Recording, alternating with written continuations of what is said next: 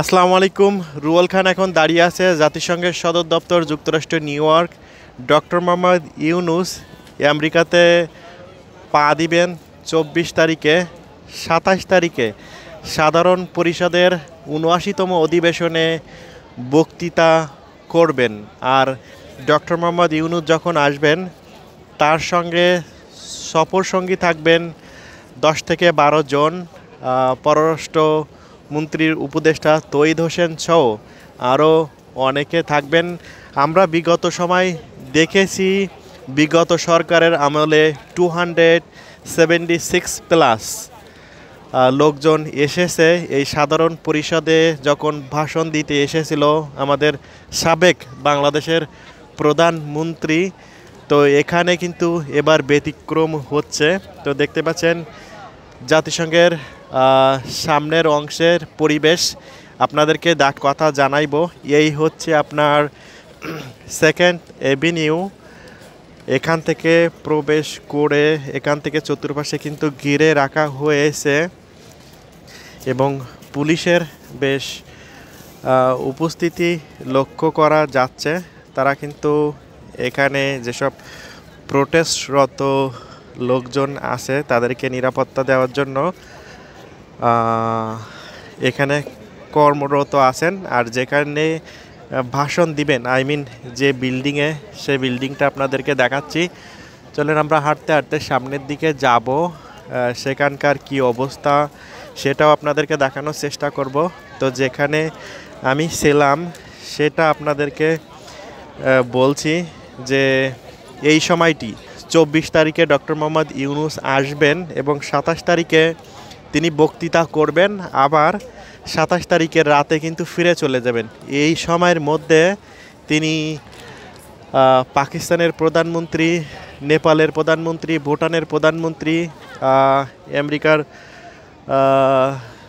মানবাধিকার কমিশনার সহ আরও অনেকে আছে, তাদের সঙ্গে কথাবার্তা বলবেন। বিশেষ উল্লেখযোগ্য হচ্ছে আমেরিকার প্রেসিডেন্ট জো বাইডেনের সঙ্গে একটা সংবর্ধনা অনুষ্ঠানেও কিন্তু আমাদের বাংলাদেশের অন্তর্বর্তীকালীন সরকারের প্রধান উপদেষ্টা ডক্টর মোহাম্মদ ইউনূস যোগদান করিবেন বলে আমরা জানতে পেরেছি। তো ব্যাপারটা খুব এক্সাইটেড হইতে যাচ্ছে। কারণ হচ্ছে ডক্টর মোহাম্মদ ইউনূস অনেকবার কিন্তু আমেরিকাতে এসেছে নোবেল বিজয়ী হিসাবে, গ্রামীণ ব্যাংকের প্রধান হিসাবে, কিন্তু এবার কিন্তু আমেরিকাতে আসিতেছে বাংলাদেশ সরকারের অন্তর্বর্তীকালীন সরকারের প্রধান উপদেষ্টা হিসাবে।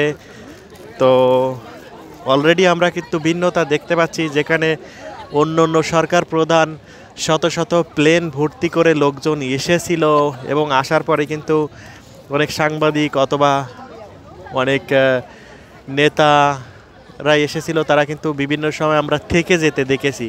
কিন্তু সেখানে এবার খুবই স্বল্প সংখ্যক লোকজন নিয়ে ডক্টর মোহাম্মদ আমেরিকাতে আসিতেছে। তো অলরেডি আমরা চমক কিন্তু দেখতে পাচ্ছি এবং তার বক্তৃতার ভিতরে কি কি চমক থাকবে। আমাদের বাংলাদেশের জানেন পাশের দেশের সাথে নানা ধরনের সমস্যা আছে।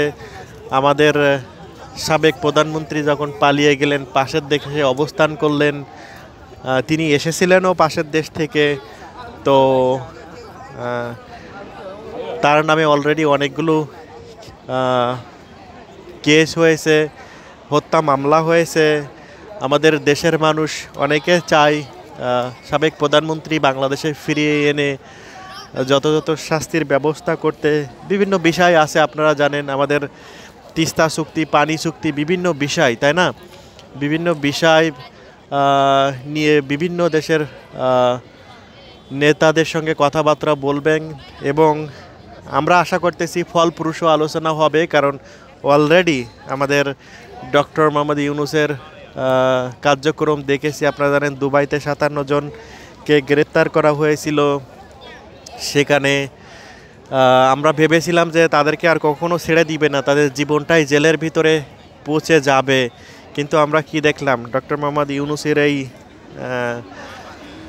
ফোন কল এবং তার কার্যকরী ক্ষমতায় তাদেরকে ছেড়ে দিয়েছে এটা খুবই একটা ভালো নিদর্শন বলে দর্শক এবং আমরা যারা সাধারণ জনগণ আছি আমরা সেটা গ্রহণ করেছি। তো আপনাদেরকে বলবো চোখ রাখুন রুয়েল খান ইউএসএ এই ইউটিউব এবং ফেসবুক পেজে। আমরা প্রত্যেক দিনের খবর আপনাদেরকে জানিয়ে যাব, কি হচ্ছে, কি হতে যাচ্ছে এবং কি হলো বিভিন্ন বিষয় নিয়ে। তো এই সেই জাতিসংঘের সদর দপ্তর যুক্তরাষ্ট্র নিউ ইয়র্ক, আমি রুয়েল খান আপনাদের সঙ্গে ছিলাম। আর পাশে অনেক মানুষ দেখতে পাচ্ছেন, এটা হচ্ছে আপনার কি মায়ানমারের লোকজন এখানে আজকে একত্রিত হয়েছে। তারা চাচ্ছে যে সেনাবাহিনী যে ক্ষমতা নিয়েছে তাদের দেশ, তারা সেটা ফেরত চাচ্ছে, প্রেসিডেন্টের কাছে তাদের ক্ষমতা আসুক, এইসব বিষয় নিয়ে তারা আজকে একত্রিত হয়েছে এবং প্রোটেস্ট করছে। তো তাদেরাও দুপুরের খাওয়ার তারা অংশগ্রহণ করেছে, সেগুলো আপনাদেরকে দেখানোর চেষ্টা করলাম। তো সবাই কি করবেন, সবাই সুন্দর থাকবেন, সুস্থ থাকবেন, চ্যানেলটি ফলো করে রাখবেন। বাদবাকি সংবাদ কি আসিতেছে আপনাদেরকে আমি জানার জন্য প্রস্তুত আছি। তো পরিশেষে বলি, Ruel Khan is a realtor with licence. আমেরিকাতে আপনার বাড়িটা বিক্রি করে দেওয়া অথবা কিনে দেওয়ার কাজে নিয়োজিত আছি। সবাই ভালো থাকুন, সুন্দর থাকুন, সুস্থ থাকুন, চোখ রাখুন রুয়েল খান ইউএসএ পেজে। সবাইকে আল্লাহ হাফেজ।